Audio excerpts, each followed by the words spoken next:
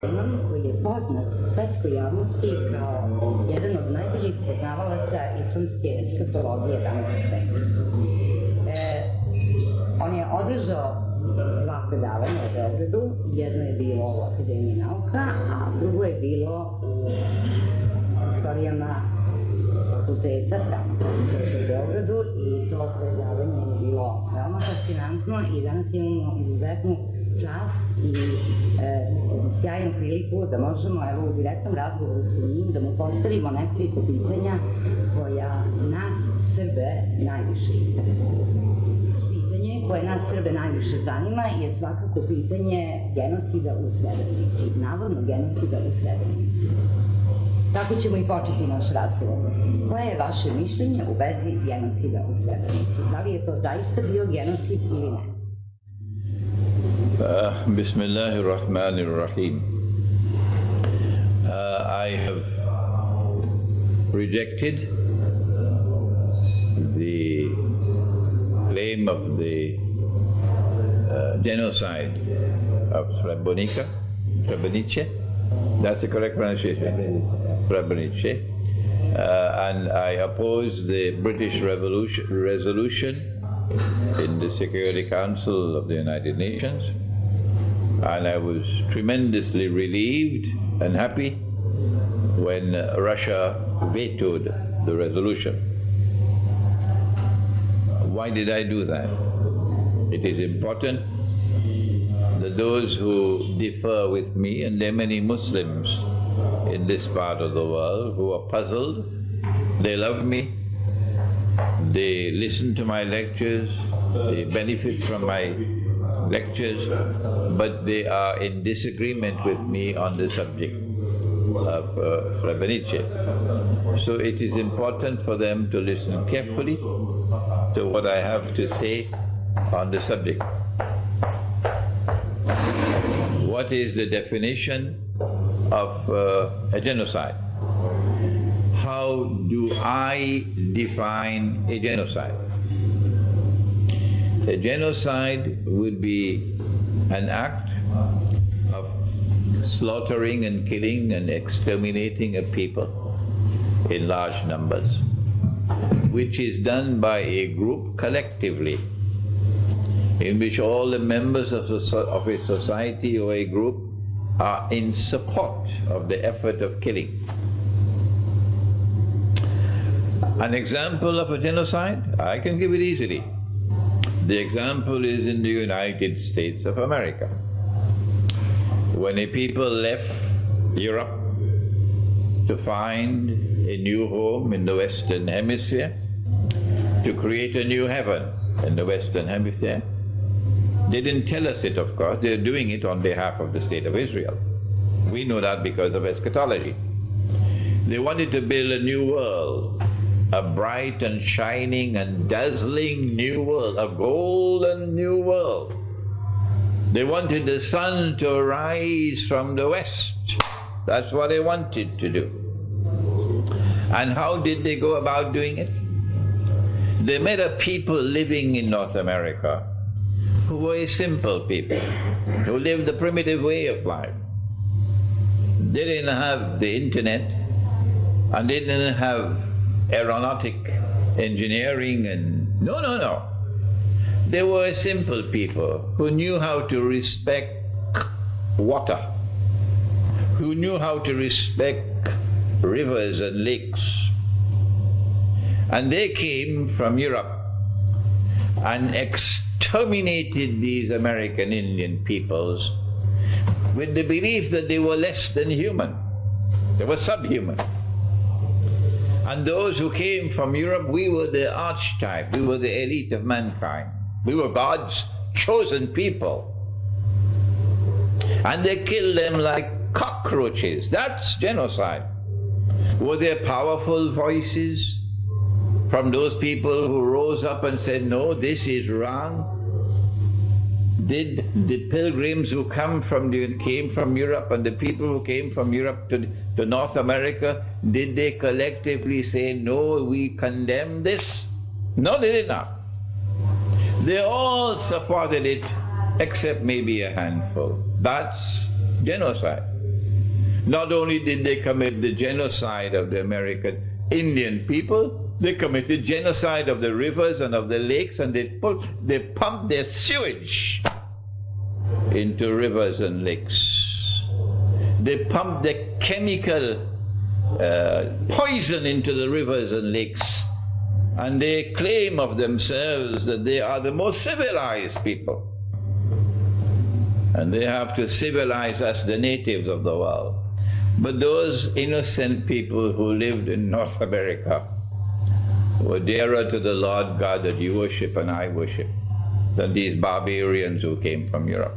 That's genocide. What happened in Srebrenica, the story, I believe, has not yet been completely told. I believe a commission of inquiry that is legally entitled to pursue the truth. And whoever does not want to come forward is forced to come forward, or you go to prison. Such a commission of inquiry that pursues the truth to the very end might give us some more of the story of Srebrenica that we do not as yet have. But what is already clear is that the nation, the Orthodox Christian nation, the Orthodox Christian people as a whole of this region, do not support what happened there. No. They condemn what happened there. And they would love to see those who were responsible for the massacre to be identified and to be punished. Is that genocide? Not by my definition of genocide. And so now we come to that mysterious resolution in the Security Council from Britain. Britain, which has a PhD in hypocrisy. Let me repeat that. Britain, which has a PhD in hypocrisy. Britain, which appears to be trying to enter into the record the truth, but really it's not the truth. It's not genocide. And the real reason for the British resolution was to ensure that forever and ever there can never be any possibility of reconciliation and friendship and alliance between the two people on the face of the earth who truly sincerely worship the God of Abraham as a people. Because in Judaism you have hardly less than a handful of left. The rest are all Zionists. The only two people on the face of the earth today who truly and sincerely worship the God of Abraham are the Muslims and the Orthodox Christians. And history cannot end before these two people come together and reconcile, despite that Ottoman Empire and all its bloody oppression for 500 years. That these two people come together and reconcile in friendship and alliance. They don't want that. That's why they wanted Srebrenica. That's why they wanted the resolution to be adopted. And so we thank Allah for Russia, that Russia vetoed the resolution. And as a consequence, I, Imran Hosein, could come to Belgrade for the first time. Belgrade never saw me before.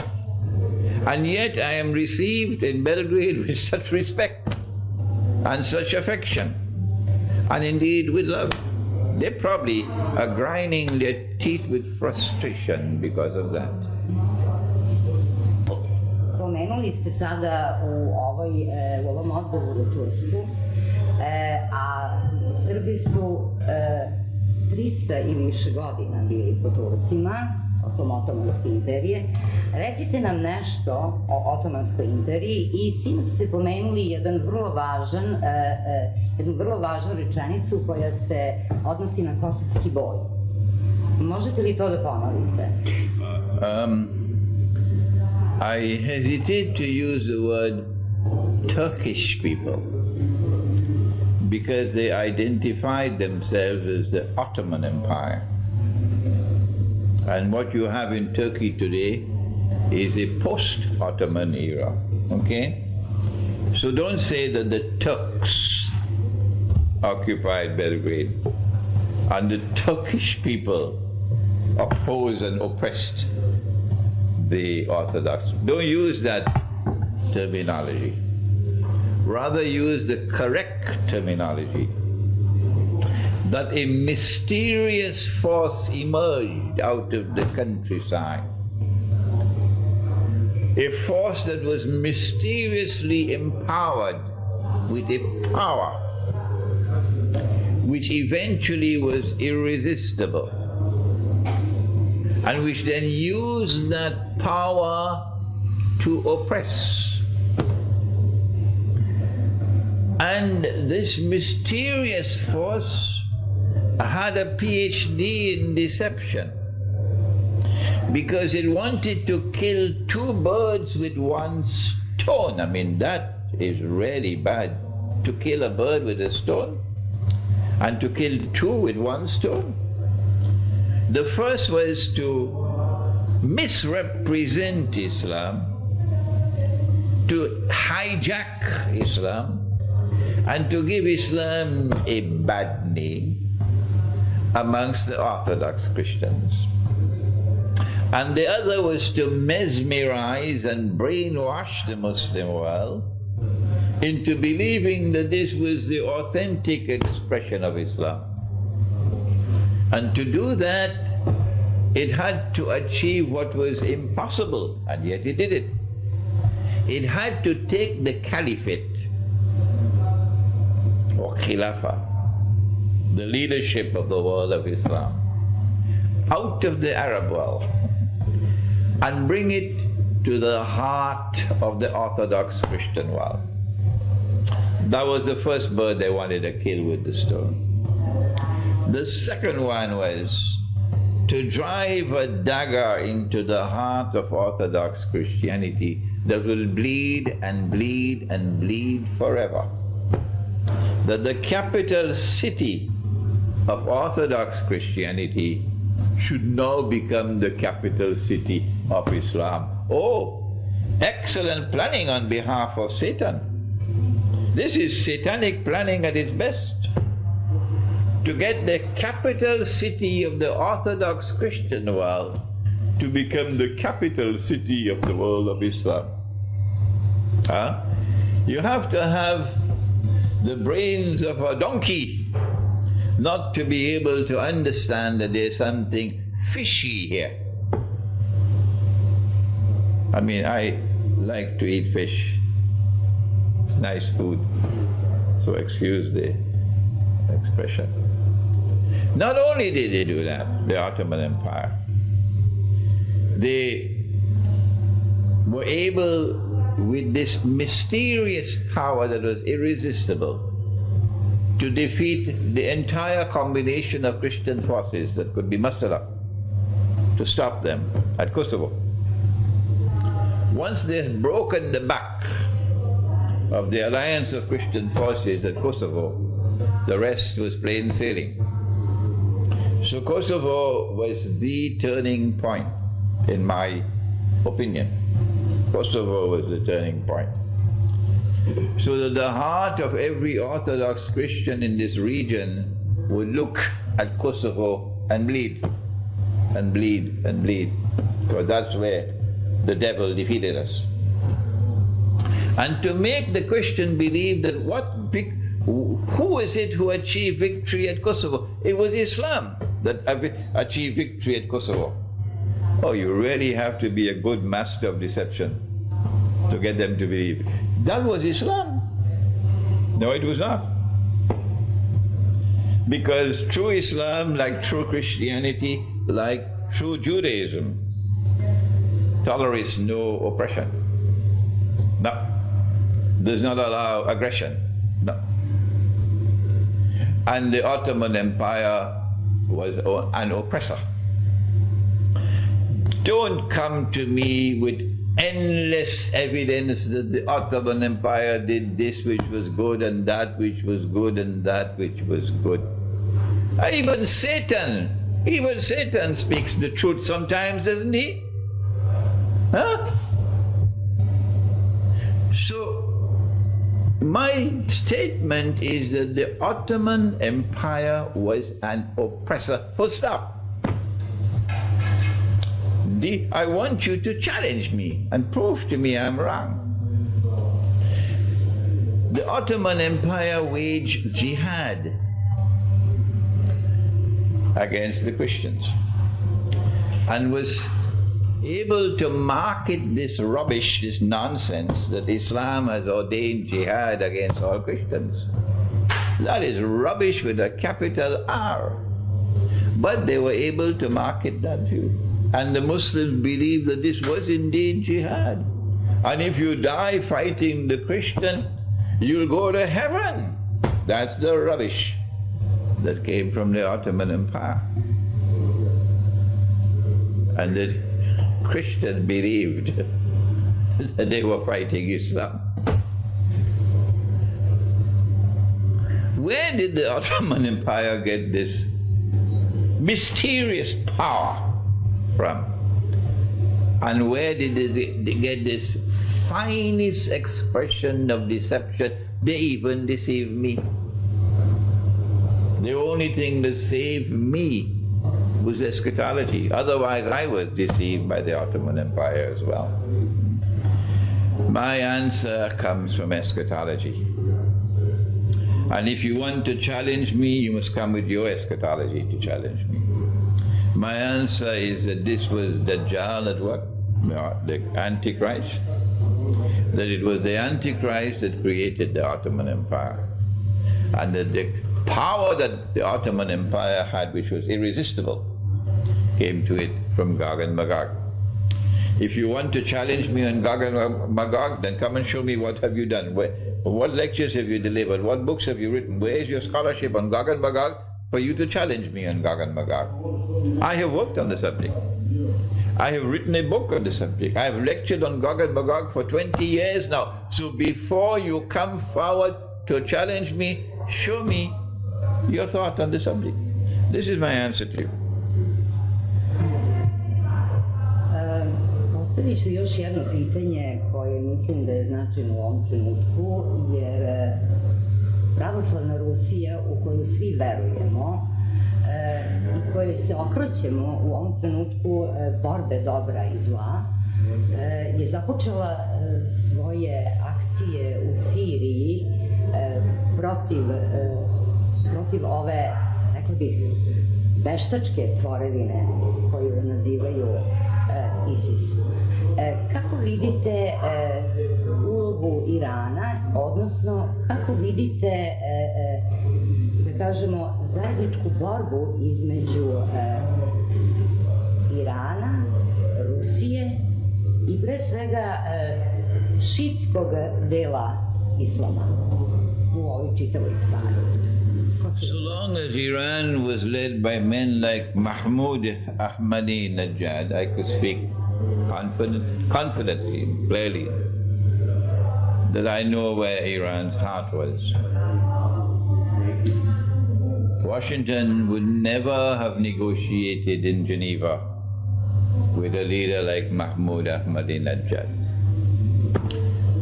I don't think it is wise for me to pursue the discussion any further. You people can read between the lines and they can understand where I'm heading. The role of Russia, however, is something of paramount importance. From our eschatology, I have been pointing out that the Qur'an itself has spoken about a Christian people who will become closest in love and affection for Muslims. Whether Washington likes it or they don't, this will happen. It is star Budevici. What is to be will be. The Christian people, I have said it several times, the Qur'an speaks of them as a people who hold on to the institution of priesthood And that institution of priesthood has integrity. The Qur'an is commending that institution of priesthood. These are not priests who are pedophiles.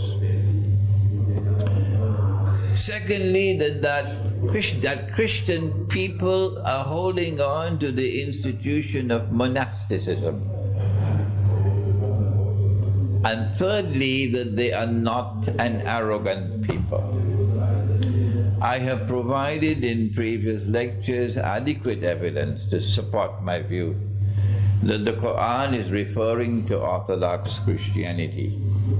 The Qur'an identifies Orthodox Christianity with the name Rome. And the Qur'an has an entire chapter entitled the chapter of Rome. And in that chapter, the Qur'an speaks so positively about Rome that it says that on that day when Rome was victorious, which is the Byzantine Empire, against the Persians, that you Muslims will celebrate that victory. This is in the Qur'an. That Orthodox Christian world, which is destined to become closest in love and affection to Muslims, and you could have seen the love and affection yesterday in the auditorium of the University of Belgrade. Yes, you could have seen it there. That love and affection of that Christian world, we have to now locate the leadership of that Christian world, and it is Russia. It is Russia historically. It is known as the Third Rome, after Constantinople was taken by Gog and Magog. Then Moscow became the Third Rome. And Russia is the most powerful state in the Orthodox Christian world. And so Russia is the natural leader of that world which is going to be closest in love and affection to Muslims. And so it is but natural that the Muslim who has eyes with which to see, and not all of them have eyes that can see, a lot of them are dancing to every tune that Dajjal plays. You know, the CIA providing the weapons for their bogus jihad and bringing to the being ISIS or the Islamic State and having us believe that this is true Islam. What rubbish! What absolute total rubbish! What foolishness! Are you going to take me to be a fool that is Islam? Don't you have any sense in your head? The religion that came with Muhammad, Allah's blessing be upon him, was a religion that was attractive to people, attractive particularly to the oppressed. The people of Syria, the people of the world of Islam are today oppressed. They have been oppressed for 100 years or more now. So if Islam was coming with ISIS, they should be running to ISIS. But where is your sense in your head, you fools? They're not running to ISIS, they're running away from ISIS. They're running to Germany. They're running as refugees. And you call that Islam? Don't you have any sense in your head? Can't you see? At this time, Russia is the power that is leading the Orthodox world. And Russia is the country to which we should be turning to support, not oppose. And they've created ISIS to do the opposite, because they know what plans they have for Russia, and they're hoping to use ISIS as a strategic weapon against Russia. But that is not all that I have to say about Russia's leadership. From an Islamic eschatological perspective, I have something more to say. the Qur'an, if you have some familiarity with the Qur'an, if you have studied the Qur'an, if you know the Qur'an, then come and challenge me. If not, get out of my way. The Qur'an in the chapter entitled The Cave. You know, the Qur'an has verses which are plain and clear, and there are others which have to be interpreted. Yes, there are two kinds of verses in the Qur'an. And those which have to be interpreted are limitless in the knowledge that they offer. Even if all the seas in the world have become ink, you will not be able to exhaust the meanings that can come from those which are to be interpreted. And there is in the Qur'an the figure of Zulqarnain, and he is connected with Gog and Magog. And Zulqarnain is someone in Surah Al-Kahf of the Qur'an who is endowed with power by the Lord God. But his power rests on the foundations of faith. And he travels in the direction of the setting of the sun, the first journey, and then in the direction of the rising of the sun, the second journey, and then the third journey to the north, and that's where Gog and Magog was. But we're concerned with the one to the setting of the sun. He came to a body of water. The Qur'an describes it as Hamia, Aynun Hamia, a body of water which was dark and murky. And all the commentators of the Qur'an are all in agreement. It's the Black Sea. It's the Black Sea. And of course you know Crimea is in the Black Sea. Crimea is in the Black Sea. So let's proceed. It's the Black Sea.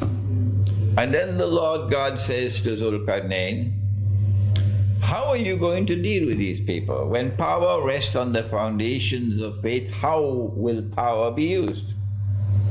And he says, I'm going to punish them. When power rests on the foundations of faith, power is used to punish the wicked, punish the oppressors, punish who are those who are terrorizing and corrupting the world. And he says, when they go to you, you will also punish them, double punishment. And he says, those who have faith and who are righteous in conduct, I'll treat them well and reward them. Qarnain means one who possesses two horns or who impacts on two ages. Which one is it? The Qur'an has never used the word qarn to mean horn. So the implication is, this is a story which impacts on two ages. One, at that time before Gog and Magog was released into the world. And the second of the two qarns will be at the time after Gog and Magog are released into the world. And that's it now. At this time, power is once again re-emerging. In the post-Bolshevik revolution age, in the post-communist age, in the post-Soviet Union age, when Russia is returning to her Christian heart, to her spiritual heart, power is once again re-emerging in this region of the world, resting on the foundations of faith. That is what Putin represents. And that power will now be used to teach the oppressor a lesson that he will never forget. You can close your eyes and go to sleep. This is what's going to happen. Russia is going to teach them a lesson they'll never forget. And we Christians and we Muslims, because you are my brothers, we're not afraid to die. They might be afraid to die. If millions and millions of us have to die in order to teach the oppressor a lesson, we don't mind dying. I think it will be difficult for them to give me a visa again to come back. Well, let's try. Let's see. Posljednjih meseci smo svedoci jednog užasnog talasa izbeglica koji dolaze sa Bliskog istoka. Taj talas izbeglica hrli prema Evropi, oni prolaze kroz teritoriju Srbije takođe. To je nešto što nas veoma zabrinjava i voljeli bismo da nam kažete vaše mišljenje o tome. I have already identified one cause. The people are fleeing from terror. They are terrified. If that was Islam, represented by ISIS, they would be welcoming ISIS, and they'd be running to ISIS, and they'd be praying to God for ISIS to deliver them from oppression. But the opposite is happening. They're terrified by this bogus CIA-created Islamic State, and they're fleeing from it, which is enough for us to discredit the credentials, the bogus credentials of these people, that they represent anything connected with Islam. But there are other reasons why this exodus is taking place. Number two, I have spoken about the monetary system, which is bogus, it is fraudulent, it is haram from our language, haram, prohibited, and it is functioning as a suction pump. You have the machine that you use for the carpet, what's it called? Vacuum cleaner. It suctions in the dust. Similarly with this monetary system, it's functioning as a suction pump in a vacuum cleaner, sucking the wealth of mankind. And that wealth is flowing to the civilization created by Dajjal, the godless, oppressive, and decadent civilization created by the Antichrist, modern Western civilization, and Russia is not a part of it. No. Orthodox Christianity is not a part of Western civilization. The means of identifying the hand of Dajjal and Gog and Magog in modern Western civilization has now become apparent, clear. And that is that if you want your economy to prosper, if you want your money to remain stable and not to collapse, then you're going to have to enact legislation making it permissible, legal for a man to marry another man and get a marriage certificate. And if you resist us, your economy will collapse. If you resist us, we will destroy your money, and your money will become like Zimbabwe. That is the civilization out there, of Gog and Magog and of Dajjal. It has already succeeded in reducing most of the world to poverty, to abject poverty. And now the people are sinking into a state of destitution. And they can see that there is no way out, none. We are not only poor, we are permanently poor. Is that good economics? Is that a healthy and sound economic system which reduces most of the world to permanent poverty? And another part of the world is not only rich, it is rich forever and ever and ever, and constantly growing richer. So naturally, you don't need a PhD to understand why the exodus, why the river is flowing. The people can see there is no hope, none. And if you want to have bread, that's where it is. You got to go there. So once the refugee crisis opened a door, the refugee crisis from Syria, it opened the door and Afghanistan took hold of it. And the Afghans were fleeing Afghanistan to come here. And other people are now fleeing to come here. And there are people who are not Muslims, and they pretend to be Muslims to get through. We are refugees. Why? Because it doesn't matter whether you're Christian or Muslim or Jew or Hindu or Buddhist, you're still poor. And you're miserably poor. So if this analysis is correct, they have to do something to block the door. Because if they don't, this is going to become an ocean of mankind descending upon them, and they deserve it. But there's a third and a more sinister reason why they are happy that this flow is coming to them. On the one hand, it gives to the world the appearance that it legitimizes them. That people are coming to them, they're not going to Russia. So we are the good guys, to use their language. The other sinister reason is that they're preparing now for war. War on Russia, war on China. And to wage that war successfully, they need more than to win the war in the air, to win the war in the sea. They need to win the war on the land. And to win the war on the land, they need a lot of guinea pigs who will fight the war on their behalf.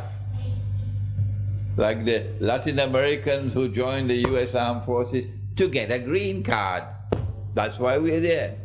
We don't mind killing all the Iraqis, we get a green card. So all of these people going out there now, the elderly people can't go, they can't make the trek, no. But many of the women can't do it, so who are going? The young men are going. And when the young men go to Germany and to Belgium and say, guess what's going to happen to them? That's right, they're going to be in the armed forces fighting Russia. So this sinister reason, they're getting guinea pigs for the war that's coming.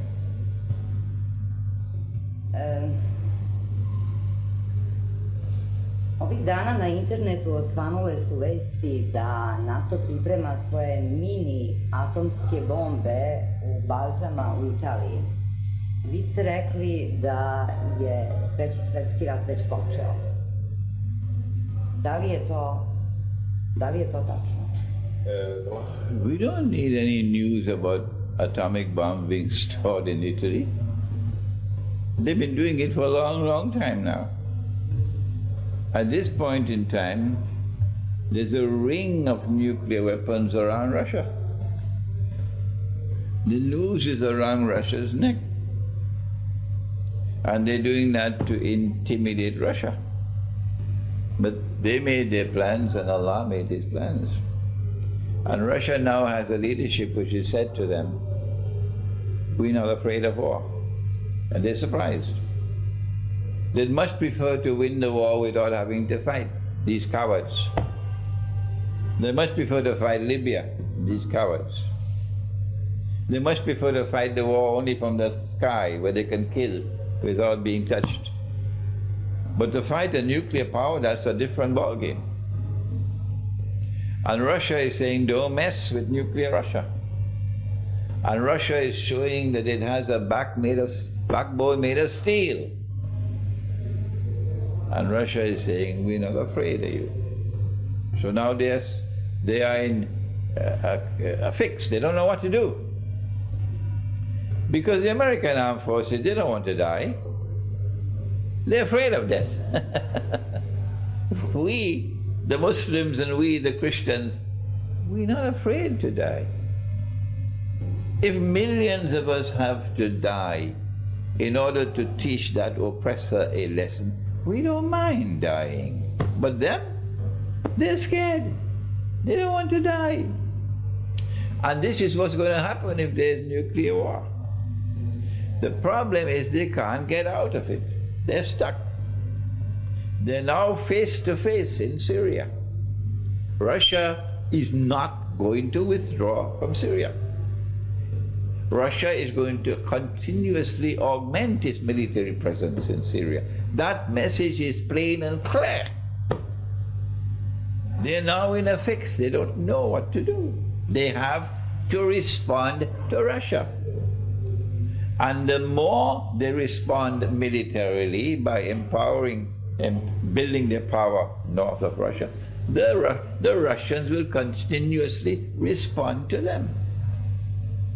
So there is nuclear war coming. The lesson or the message that I would like to deliver, and I'm doing this now thanks to your interview for the first time,